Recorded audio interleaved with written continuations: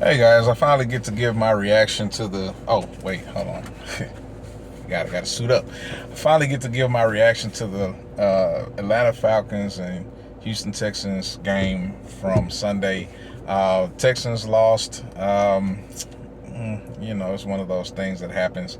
The Texans lost, and here's my basic reaction to it. We're gonna suffer some of those losses from time to time. I mean, the game was something that we did a good job of battling back in. I think C.J. Stroud did a decent job with showing that he's got the commitment to fight all the way to the end. The boys never gave up, which is good. However, there was a lot of things that could have been handled a lot better, of course. One of those things was we could figure out how to play defense on, the tight ends for Atlanta. Now, this was a very interesting game in the fact that Atlanta really hasn't done much with their offense all season. I know this. I got Desmond Ridder on a couple of my fantasy football teams. He's been sucking all season. It's been one of those things. Of course, they got Kyle Pitts. Kyle Pitts hadn't really done anything. This game, he woke up. Jonnu Smith has been playing very well, so he's been consistent with that. But, you hadn't really seen a whole lot of you hadn't seen anything out of Scott Miller, who's their third receiver. You hadn't seen anything out of Mac Hollins, who's their second receiver. It's pretty much been Drake London. And so the fact that they were able to kind of wake up a little bit, and let's be honest with you, they still didn't do much with those last two receivers, the second and the third receiver. But Drake London, they found creative ways to get him the ball, or at least put the ball in his hands. He had a play where he was in the backfield for, I think it was a double reverse, and it almost got blown up in the backfield, but he stunned it and made a move to get the ball down the field to the tight end. It was a pretty slick move. I'll give them credit for that. I'll be honest with you, I actually had a premonition the night before the game that with the way that we've been attacking on defense with swarming to the ball, that they would take advantage of the fact that we would swarm into the ball, swarm in to attack the ball, to attack the runner or whoever, and then they go over the top with us, kind of in the same vein of what Derrick Henry has been doing the last couple of weeks, and even what we did when it came to Devin Singletary last week. So I could see that would be something that they could use and kind of crack our defense a little bit. Now, what I wasn't happy with was towards the end of the game, and let me give you a little historical reference. I go all the way back to, when the Houston Oilers lost to the Buffalo Bills, and the word prevent defense became a term of endearment that I hated so much. Prevent defense has been the bane of my existence as far as I've been a fan of football, and I've watched teams do it over and over again. I understand the psychology behind it. I understand the purpose of it. It's all good. The fact is, we watch prevent defense over and over every week get obliterated in a 2-minute offense, and we watched it technically for years. If you watched any games by the New England Patriots, if you watch Tom Brady build up his legacy at all, man, it's been on the backs, in a lot of ways, it's been on the backs of that prevent defense in the last 2 minutes of the game. If you give him 2 minutes, even at the age of 45 or 145, if you give him 2 minutes on the clock and the opportunity to take his offense, with the last shot with the ball, take his offense down the field, he knows exactly what he's going to do, especially if you play that soft coverage. So we saw it all weekend when it came to college football. We saw the soft coverages get attacked, UT. We saw the opportunities, pass where these guys were making great plays and get all the way, get ahead on the scoreboard at the end of great games late in the game, and then leave a minute 30 seconds, minute 40 seconds, minute 50 seconds on the clock, and then all you see the quarterback come down and just dink and dunk and drill 10-yard route, 5-yard route, 7-yard route, out of bounds, 10-yard route, get the spike, save the clock. Whether they have timeouts or not, these guys, it's not like they don't do this in practice every single day. So forgive all the noise, they're well conditioned to be able to handle a 2-minute drill.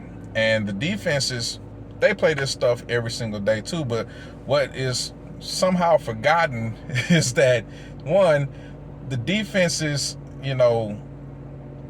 they get softened up with complacency, right? So you got the emotional waves and all of that stuff going on with the game. At the same time, you got they're thinking that the offense is going to stutter or stumble. Offenses could have been ineffective all game, But then if you give them that 5 yard, 10 yard cushion, and your first step is back as a cornerback or a safety or whatever, then you give them the ample space and time to make decisions that they wouldn't otherwise have made at any other point in the game when you were doing man press coverage or whatever. So it's a little bit upsetting to me that, coaches haven't figured out, on the defensive side, coaches haven't figured out that the offensive coaches have, evolved and prepared themselves for these type of moments. And so if you give them that chance, they take that chance. And you give them, you see it all, you hear it all the time, where the quarterback takes what the defense is going to give them. And that's exactly what happens at the last couple of minutes of the game. And it's just mind blowing to me. An offense cannot do crap all game. You give them just that little bit of cushion and that incentive to go ahead and get it done, and they'll get it done. I don't understand why defenses let off the gas like that, but you see it time and time and time again. I mean, every weekend, if there's a game that's played where it gets down to the last 2 minutes, it's a one-score game, you're gonna see the same thing happen. I mean, you can put it to your calendar, to be honest with you. So that's the main thing for me, that the defenses have to kind of re-evolve and get back ahead of this curve, that it's okay to continue to keep pressing sometimes, and put the pressure on them and incentivize the offense to try to get this stuff done. Do something that they haven't done all game. Don't just take the dogs off of them. And I love when I see an aggressive defense that they know that they've been swarming and attacking the quarterback, and they found this gap, and they found this thing that they can go after, and they just keep pounding, man. Like, pause, just keep going. It's just one of those things that it makes for a very pleasurable experience, pause again, to watch the football game and watch the football team complete the assignment.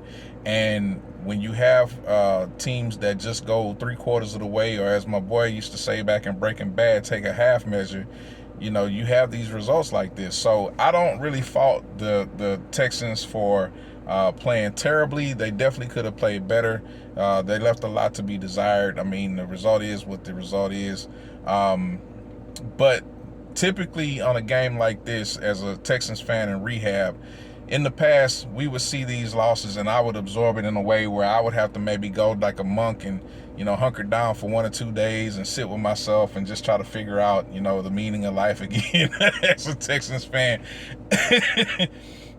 Usually I have the mindset that if it's a blowout game, no sweat. Obviously we were outmatched. We couldn't compete. It wasn't our Sunday. It is what it is. You saw that with the Cowboys game. I mean, they were blown out of the water by the 49ers.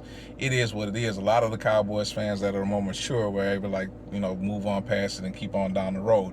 And I think the players do the same thing. But when it comes to a game where you lose by a close margin, 2 points or 1 score or whatever the case may be, you always feel like you left something on the field. Like, that was your game, that was your opportunity. You lost it more than you missed the opportunity to solidify the win more than you, quote unquote, lost the game. And so I think that is something that plays into the psyche of most players. It definitely plays into the psyche of most coaches, and as a fan, it plays into the psyche of the fan, because when we're rooting these guys on, we start to develop, understanding of the patterns and the schemes and what we're seeing out there on the field. You guys already know how that goes. And so as a Texans fan, I've seen, Kubiak, fumble the bag when he's got the opportunity to close things out, and he goes for field goals instead of trying to go for touchdowns. And you've seen, that clown B.O.B. do similar things where he's, he starts to nut up at times when it's time he starts to step up. I mean, we're not going to talk about Kansas City 1 and 2, right? So you want to see these guys step up and show their sack, man. You want to see them sack up and do what they need to do out there in the field, because this is what they've been working their butts off for. If you've been watching them in training camp, this is what they've been sweating for. They've been grinding at this thing or whatever. So you would hate to see them get so close and fall so far so quickly. However, this game, I don't really feel so bad about it. I mean, I felt like, I guess, this is one of those things where we're working with house money here, man. I mean, we've already got just as many wins as we did last year. So it's all up from here, right? And then, let me hit these lights real quick. Hope that helps a little bit. We're playing with house money on that end. And then the other part of it is that with CJ coming in, all you're looking for is him to develop and grow. We had a week and a half where everybody was basically blowing his whistle, blowing his horn, and tooting him up, and that's great. That's wonderful. We love that. We were eating it up. Definitely, I was eating it up. I got a lot of stuff to still put out there on TikTok or whatever, just to try to promote CJ, of course. But in the end, we want to see a steady growth. I mean, even if there's a slump from time to time, that's okay. This is part of the roller coaster ride, but you definitely want to see a steady growth. The good part for me is that, of course, statistically, he didn't throw an interception. The bad part is, statistically, that doesn't really count when you see that he had a couple balls that almost got picked off. So I hope that he improves on that. I think that he will. I don't think that he made those mistakes, with intention. I think it was just maybe one of them, the guy got his hand up, at the defensive line. Another one, he probably didn't see the route break out the way it was supposed to. Maybe there was a miscommunication, something like that. However, CJ's absolutely performing great. He set a new record this week, an all-time record where most attempts without an interception to start an NFL career. So round of applause to CJ for that. You know what I'm saying? That's a big deal that the Texans and any Houston franchise for that matter has a positive stat that they can hold on to forever, at least until the next opportunity for somebody to break it. But I don't see that happen for a while. Ironic that Dak had that record beforehand at 176 tosses without an interception, and Dak can't seem to stop throwing interceptions at this point. I hope that that's not the same fate that CJ Stroud has moving forward, but time will tell. But I think that we definitely have solidified that we have our quarterback. That's no question, Davis Mills. If you are a Davis Mills truther out there, man, you need to look in the mirror and really sit with yourself, man. You need to really address some things that's going on with yourself, because you got some problems. I'm just saying, you really got some problems. If you can see CJ Stroud out there in the field and think anything other than that's the quarterback. I met one of those guys this weekend. I'm not gonna call his name out because I just met him. He could be a friend still, whatever. I'm not gonna call him out that bad, but there's a lot of you guys that are out there, man. I hope you guys walk that back real quick. Anyway, Tank Dell got dinged up a little bit. I hope the young man can turn around and get back out there on the field quick. Of course, concussions are what they are. If he does have a concussion, just got to let that play out. I want to see Will Anderson do a little bit more. I did see him. I'm not going to admonish him to say that he didn't do anything, but I did see him out there. But I want to see him start to do a little bit more, and maybe then find ways and schemes to get him a little bit more active and be more disruptive. We definitely are still hurting when it comes to the cornerbacks.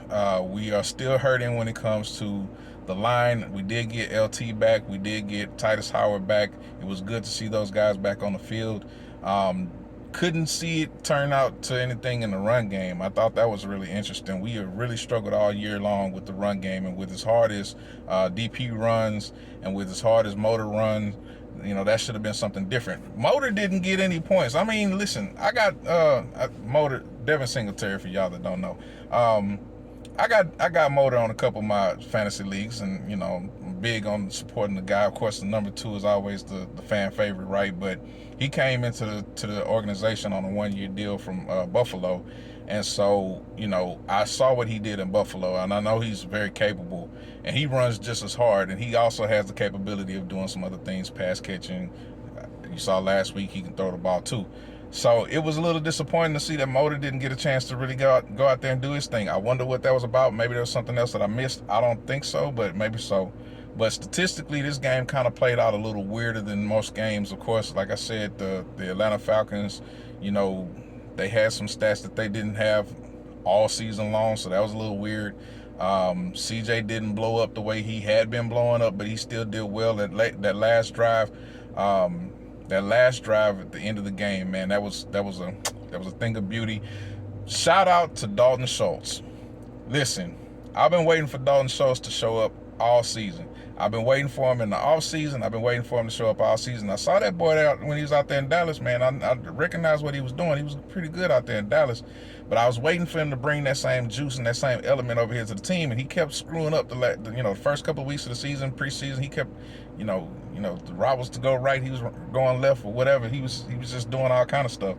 And so it was good to see him show up and start to show he's getting it together. You know what I'm saying? Him and CJ getting on the same page. It's a beautiful thing to see. Now, obviously Atlanta targeted Nico Collins because Nico didn't really represent Saw John Mechie out there do a couple things. Kind of giving you the quick bullet points. Tank Dell didn't get the opportunity to do more because he got dinged up. So, we had to really explore the depth of our offense, and it was good to see Dalton Schultz step up when it came to the fact that we needed some receivers to get into this game. Now, moving forward, we got the New Orleans Saints this coming week. Saints heads are everywhere in New Orleans, especially since Katrina, man. They've been representing out here, so it's good to be able to pull up to a bar from time to time and get to talking noise with the Saints fans. I definitely look forward to it. I'll be out there somewhere. But, yeah, man, like, you don't know exactly what we're going to face with the Saints because the Saints have been going through a lot of turmoil and upheaval too. Their running back room has transitioned a lot as well. I believe they have Kendra, his last name escapes, Miller. I think he's playing this week as well as, golly, his name is escaping me right now. It'll come back to me. That old man stuff I told y'all about before, man. But Jamal Williams is still out injured. I expect that the Saints to utilize their pass game, especially when it comes to the running backs. I expect them to utilize their pass game. Godly, why can't I remember my man's name? It's just gonna kill me that I can't remember. Alvin Kamara. Thank you. Jesus Christ, man. Getting old sucks. Anyway, the wide receivers are not. Chris Olave is doing this thing this year, and I know that doing this thing is kind of one of them catchphrases. Doesn't really mean a whole lot unless you got some context to it, but I don't have the stats with me, man. I'm on the road, whatever. Chris Olave is doing this thing this year. Michael Thomas has not really been representing this year, and so there is definitely the fact that he can scratch that itch that he's been, waiting to scratch all season long and become the old version of Michael Thomas. I think the trick is, who do they have at the quarterback? Derek Carr, excuse me. David must be thinking about something right now. But Derek Carr is definitely a qualified quarterback. He's definitely a bona fide quarterback in my view. So what you're going to get out of him, I don't know.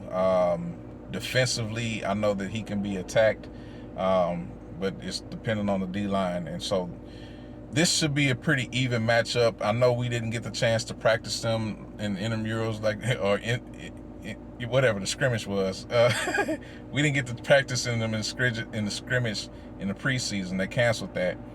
But I think that this will be a great opportunity to see what our team is going to look like moving forward. I think we got a bye week in week 7, so that's another opportunity for a lot of our guys to get healed, and hopefully they'll be back coming in week 8. So I really look to see what this team is going to be starting week 8 moving forward. That's kind of the midpoint of the season, all things considered. And we really have a chance to see what this team can do, man. I mean, we're not that far from being out of contesting for the division. The Jacksonville Jaguars are still winning. They're doing their thing. That's great. But, we're still close, man. We're still close. And it's surprising that it's this close to being able to happen for us, man. If we can just figure out how to get the running game involved, figure out how to get our guys healthy and keep them healthy. I don't know if the Texans are going to keep acquiring guys, because it seems like every time I look up, they're acquiring somebody off the free agent wire. I'm sure that there's news that somebody got acquired today. Almost positive about it. But yeah, man, I'm looking forward to seeing what's going to happen in the Saints game. Of course, it's going to be a lot of crap talking out there in the bar, but then I'm really looking forward to what we're doing coming out of the bye. So I know I ran a little long. I know the format is a little weird. I know I'm turned at a different angle for you YouTube, truthers and all of that stuff there, man. But listen, I'm just trying to get the content in, man. Want to make sure I stay consistent, so I want to show you guys my pretty, beautiful face, man. But until next time, man, Texas Fan in Rehab, I'm out, man. See y'all soon.